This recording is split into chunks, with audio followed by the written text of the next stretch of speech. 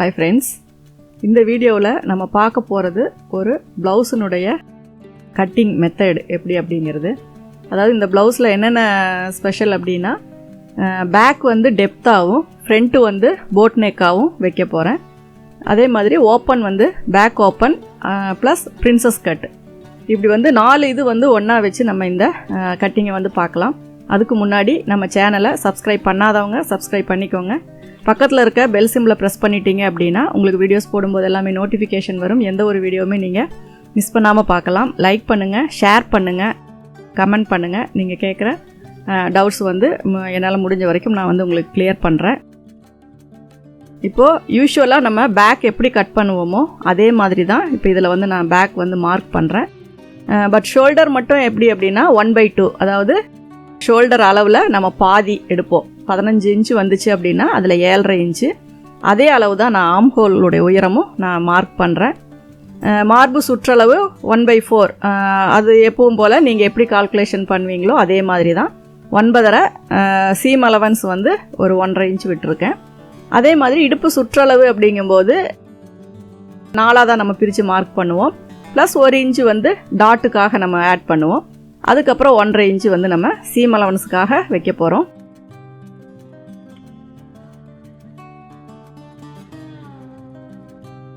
ஏழேகால் அப்படிங்கும்போது இடுப்பு சுற்றளவு. அதுக்கப்புறம் 1 இன்ச்சு அப்படிங்கிறது டாட்டுக்காக விடுறது.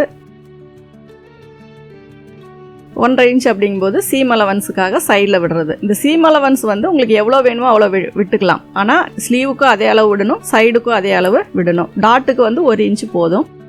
இப்போ நம்ம மார்க் பண்ணியிருக்கிறத எல்லாத்தையுமே நம்ம கோடு போட்டு ஜாயின் பண்ணிக்கலாம்.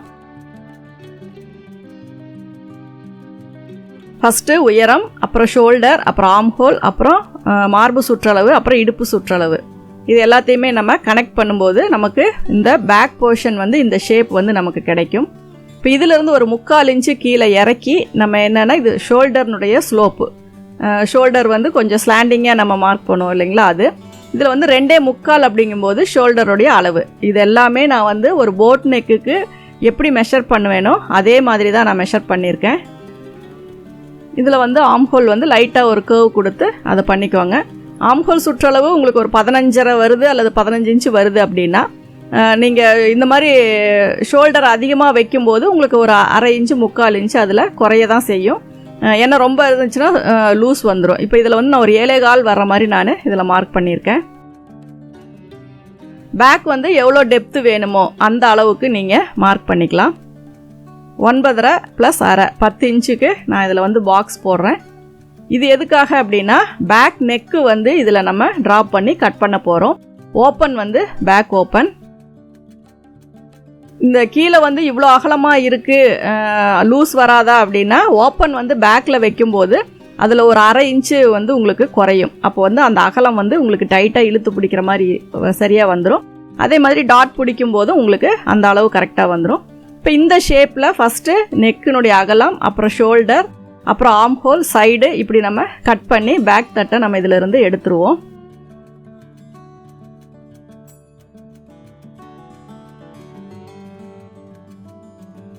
இதுதான் வந்து பேக் போர்ஷன். நெக்கு வந்து ஃபஸ்ட்டே கட் பண்ண வேண்டாம். ஏன்னா இதில் ஃப்ரண்ட்டில் வந்து நம்ம ஒரு 1/2 இன்ச்சோ 1 இன்ச்சோ முன்னாடி ஒரு கிளாத் விடுறனால நெக்கு வந்து ஓப்பனாக இருந்துச்சு அப்படின்னா உங்களுக்கு கொஞ்சம் கன்ஃபியூஸ் ஆகும், அந்த கிராஸாக எப்படி கட் பண்ணுறது அப்படிங்கிறது. அதனால் நீங்கள் அதுக்கப்புறமா இதை வந்து நெக்கு கட் பண்ணிக்கலாம். நாச் வந்து கரெக்டாக செக் பண்ணி பார்த்து போட்டுக்கோங்க.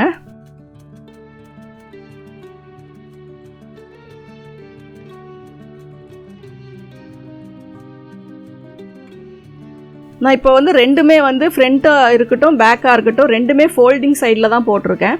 ஓப்பன் வந்து உங்களுக்கு பேக் ஓப்பன் அப்படி இருந்தாலும் நீங்கள் வந்து தைச்சி முடிச்சதுக்கப்புறம் கூட எல்லாம் கட் பண்ணிங்க அப்படின்னா இன்னும் கொஞ்சம் ஈஸியாக இருக்கும் அப்படிங்கிறதுக்காக தான் நான் வந்து எப்போவுமே பேக்காக இருந்தாலும் சரி ஃப்ரண்ட்டாக இருந்தாலும் சரி ஃபோல்டிங் சைட்லேயே போடுறேன். கீழே கொஞ்சம் கிளாத் விட்டுக்கோங்க. அதுக்கப்புறம் நீங்கள் ஷோல்டரோட அளவை மார்க் பண்ணிக்கோங்க. இப்போ நீங்கள் முன்னாடி வந்து கிராஸாக இது பண்ணும்போது கொஞ்சம் அகலம் வந்து நெக்குனுடைய அகலம் வந்து குறையும். அப்படி குறைஞ்சாலும் உங்களுக்கு அதில் ஒன்றும் ப்ராப்ளம் வராது. அப்போ தான் ஷோல்டர் வந்து கரெக்டாக இழுத்து பிடிச்ச மாதிரி இருக்கும். 3.5 இன்ச்சுக்கு நான் நெக்கினுடைய உயரம் வந்து மார்க் பண்ணியிருக்கேன். இப்போ அந்த 3.5 இன்ச்சுக்கு வந்து நம்ம கொஞ்சம் கிராஸ் பண்ணிக்கலாம்.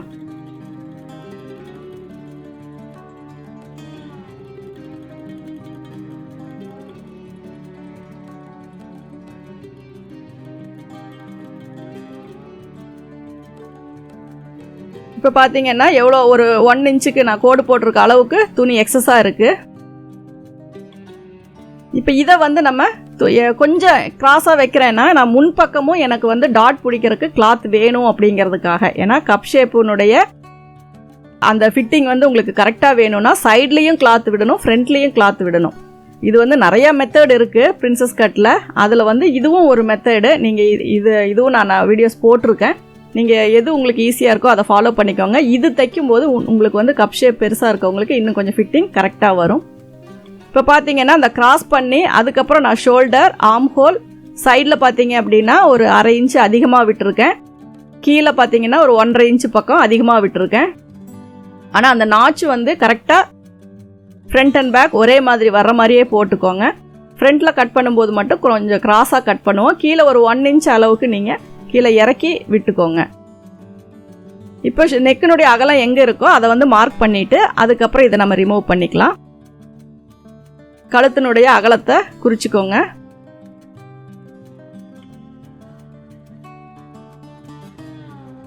ஒரு 1/2 இன்ச்சு தள்ளி தான் நம்ம துணி எந்த அளவுக்கு விட்டுருக்கோமோ, ஏன்னா அங்கே டாட் பிடிக்கும்போது தையல் போடுவோம், அதுக்காக ஒரு இது போட்டு அந்த இடத்துல மார்க் பண்ணிக்கோங்க. அங்கே நாச் போட்டுக்கலாம். இப்போ பேக் தட்டை நான் ரிமூவ் பண்ணிட்டேன். இப்போ இதில் கரெக்டாக பாக்ஸ் போட்டு 3.5 இன்ச்சுக்கு நீங்கள் ஃப்ரண்ட் நெக் வந்து கட் பண்ணிக்கலாம். அதுக்கப்புறம் ஆர்ம் ஹோலினுடைய டெப்த்து கட் பண்ணிக்கலாம். இது வந்து உங்களுக்கு நெக்கு எப்படி வேணுமோ அப்படி வச்சுக்கோங்க. ஆனால் ரொம்ப இறக்கிட்டீங்க அப்படின்னா உங்களுக்கு அது போட் நெக் ஷேப் வராது. அதனால் ஓரளவுக்கு அந்த போட் ஷேப் வர்ற மாதிரி நீங்கள் மார்க் பண்ணிக்கோங்க.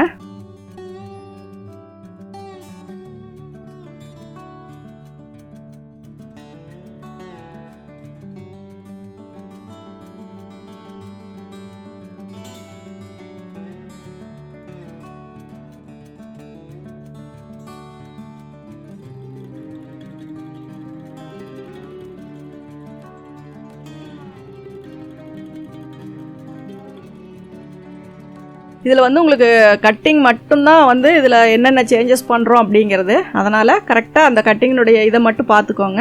ஸ்டிச்சிங் வந்து யூஸ்வலாக நீங்கள் எப்போவும் எப்படி பண்ணுறீங்களோ அதே மாதிரி தான்.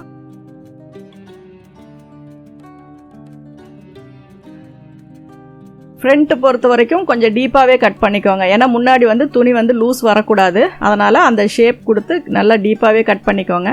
இப்போ அதனுடைய மிட் பாயிண்ட்லேருந்து உங்களுக்கு அந்த கப் ஷேப்புனுடைய அந்த அவுட்லைனை வந்து சும்மா நீங்கள் ட்ரா பண்ணிக்கோங்க. உங்களுக்கு இதில் வந்து கரெக்டாக அக்யூரேட்டாக மெஷர்மெண்ட் வைக்கணும் அப்படின்னா ஷோல்டர்லேருந்து 9.5 ஓப்பன் சைட்லேருந்து 4.5 வச்சு சென்டர் பாயிண்ட் நோட் பண்ணிக்கோங்க. அதுக்கப்புறம் நீங்கள் அதில் வந்து அந்த ஷேப்பு வந்து வரைஞ்சிக்கோங்க.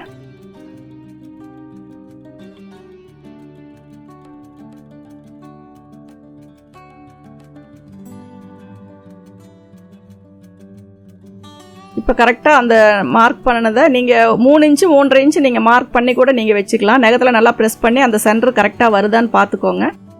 அதுக்கப்புறம் இதில் நம்ம அந்த டாட்டுக்கான இதை வந்து கட் பண்ணி ரிமூவ் பண்ணிக்கலாம்.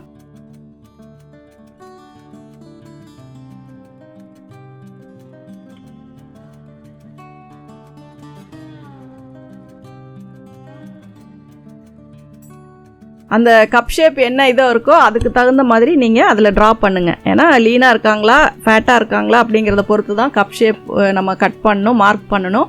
அதுக்கு தகுந்த மாதிரி மார்க் பண்ணிக்கோங்க. ஏன்னா ரொம்ப அந்த இடத்துல கிளாத் விட்டுட்டிங்கன்னா உங்களுக்கு செஸ்ட்டு கீழே வந்து நிறைய லூஸ் வரும். அதனால தான் நான் இப்படி பெண்ட் பண்ணி கட் பண்ணுறேன்.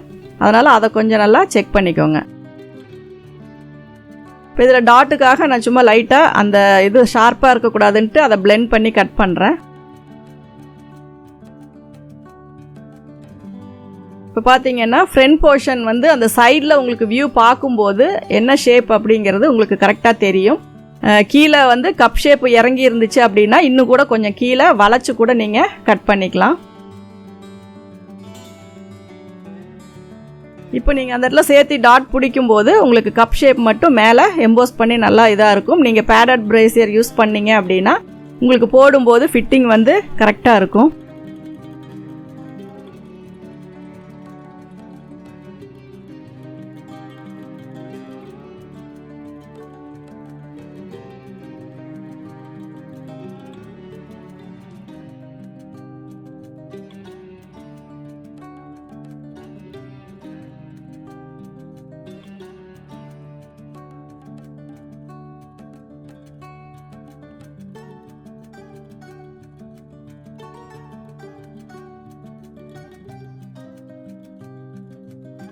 இப்போ பார்த்தீங்க அப்படின்னா அந்த கிராஸை மட்டும் ஸ்ட்ரைட் பண்ணிட்டீங்க அப்படின்னா உங்களுக்கு ஃப்ரண்ட்டில் வந்து ஸ்ட்ரைட் வந்துடும்.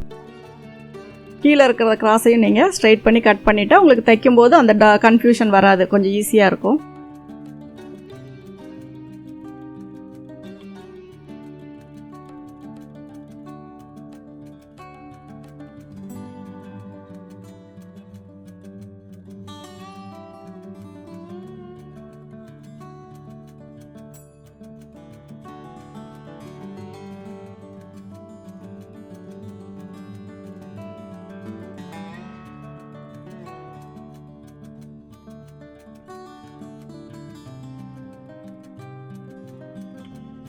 இப்போது நம்ம பேக்கு ஃப்ரண்ட்டு இதெல்லாமே கட் பண்ணியாச்சு. இதுக்கப்புறம் நம்ம பேக் நெக் வந்து கட் பண்ணிக்கலாம்.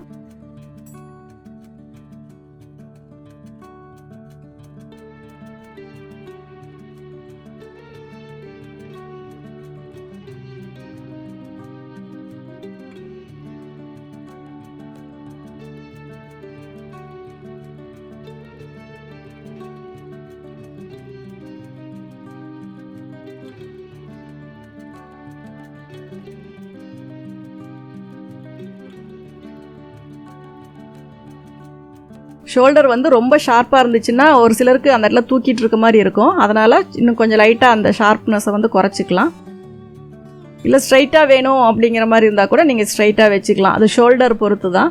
இப்போ பேக் ஓப்பன் நீங்கள் வைக்கும்போது அந்த இடத்துல ஒரு 1/2 இன்ச் குறைக்கும் போது உங்களுக்கு பேக் ஃபிட்டிங் வந்து கரெக்டாக வந்துடும். அதுக்கப்புறம் எப்பவும் போல் ஸ்லீவ். இப்போ இதுக்கு 34 இன்ச்சு சைஸு இந்த ப்ளவுஸினுடைய அளவு. இப்போ இதில் வந்துட்டு நான் எவ்வளோ மெட்டீரியல் எடுத்திருக்கேன் அப்படின்னா, இது வந்து கிட்டத்தட்ட எல்போ ஸ்லீவ் மாதிரி, எல்போ அல்லது 3/4 கூட நம்ம இதில் வச்சுக்கலாம். 1.25 மீட்டர் வந்து நான் லைனிங் கிளாத்து வச்சுருக்கேன். saree அட்டாச்சு ப்ளவுஸ் தான். ப்ளவுஸில் வந்து நீங்கள் ப்ளேஸ் பண்ணும்போது அது எப்படி அட்ஜஸ்ட் பண்ணி போடணுமோ அந்த மாதிரி போட்டுக்கலாம். ஆனால் லைனிங் கட் பண்ணும்போது உங்களுக்கு எந்தெந்த அளவு கரெக்டாக எப்படி எடுக்கணுமோ அது மாதிரி மேக்ஸிமம் ஜாயிண்ட் இல்லாமல் நீங்கள் எடுத்துக்கிட்டீங்க அப்படின்னா ஃபினிஷிங் வந்து நீட்டாக வரும். இது வந்து நான் வந்து ஃபுல் வாயில் பீட்டில் தான் நான் வந்து 1.25 நான் எடுத்திருக்கேன். ஸ்லீவ் வந்து யூஸ்வலாக நீங்கள் எப்போவுமே எப்படி போடுறீங்களோ அதே மாதிரி தான். இதில் வேறு எந்த சேஞ்சஸுமே கிடையாது. ஆம் ஹோல் வந்து நீங்கள் ப்ளவுஸில் எவ்வளோ மார்க் பண்ணியிருக்கீங்களோ அந்த அளவுக்கு மார்க் பண்ணிக்கோங்க.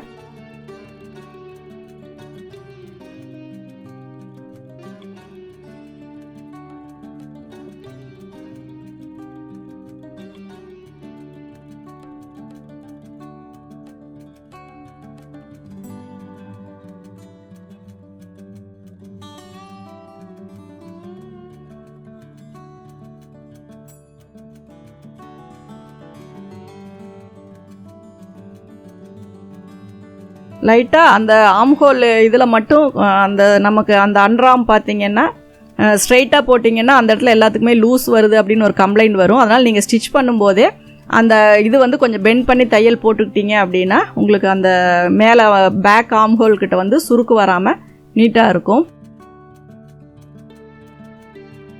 ஏன்னா நீங்கள் ஃபஸ்ட்டு இது கட் பண்ணும்போது என்ன ஷேப் கட் பண்ணுறீங்களோ அதே ஷேப்பில் தான் சைடில் தையல் போடுவீங்க. அதனால தான் கட் பண்ணும்போதே நீங்கள் கொஞ்சம் பெண்ட் பண்ணி கட் பண்ணிக்கோங்க.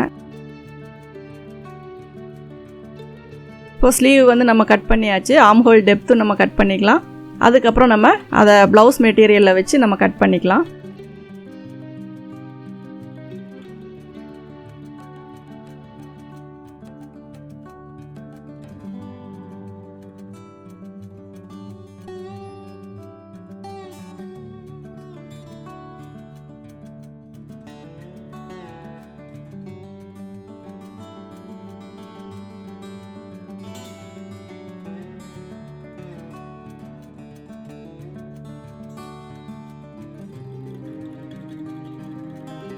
இது வந்து சாரியோடைய அட்டாச்சு ப்ளவுஸு.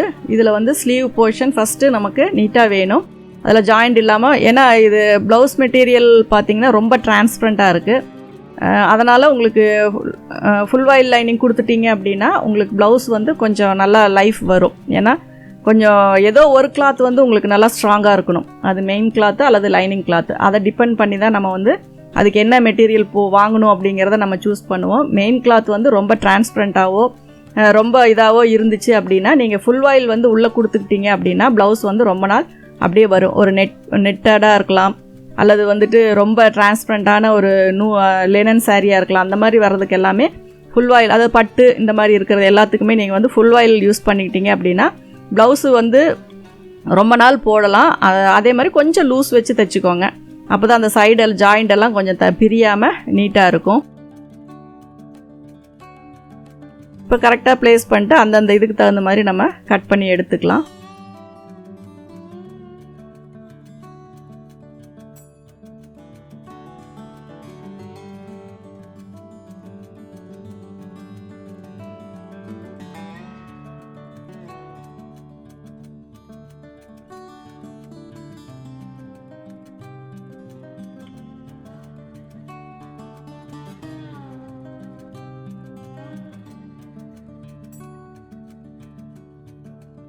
இந்த பிரின்சஸ் கட்டை பொறுத்த வரைக்கும் ஷார்ப்பாக இருக்கக்கூடாது அப்படிங்கிறது தான் நம்ம வந்து ரொம்ப இது பண்ணுவோம். ஏன்னா ஷார்ப்பாக இருந்துச்சுனாவே நம்ம நார்மல் ப்ளவுஸ் போடுற மாதிரி ஆயிரும். அதனால் அந்த ஷார்ப் இல்லாமல் கரெக்டாக பிளெண்ட் பண்ணி வரணும் அப்படிங்கிறக்காக அந்த ஷார்ப்னஸை முடிஞ்ச வரைக்கும் நல்லாவே இது பண்ணி கொடுத்துக்கோங்க.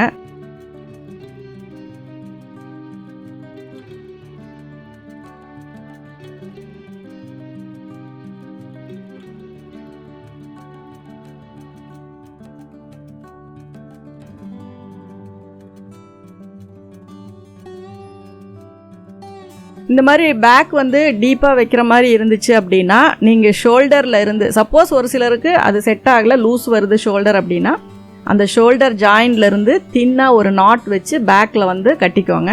அப்போ அது பார்க்குறக்கும் உங்களுக்கு அந்த ஹேங்கிங்ஸ் வச்சு போட்டிங்கன்னா நீட்டாகவும் இருக்கும். அதே மாதிரி ஃப்ரண்ட்டில் வந்து பார்க்கும்போது உங்களுக்கு princess cut, boat neck, open வந்து பேக் வந்து பார்க்கும்போது டீப் நெக் பேக் ஓப்பன் மாதிரி இருக்கும். அதனால் பார்க்கும்போது உங்களுக்கு ஒரு ஸ்டைலாகவும் புதுசாக ஒரு லுக்காகவும் இருக்கும். இந்த வீடியோ உங்களுக்கு பிடிச்சிருந்ததுன்னா லைக் பண்ணுங்கள், ஷேர் பண்ணுங்கள். Thank you viewers.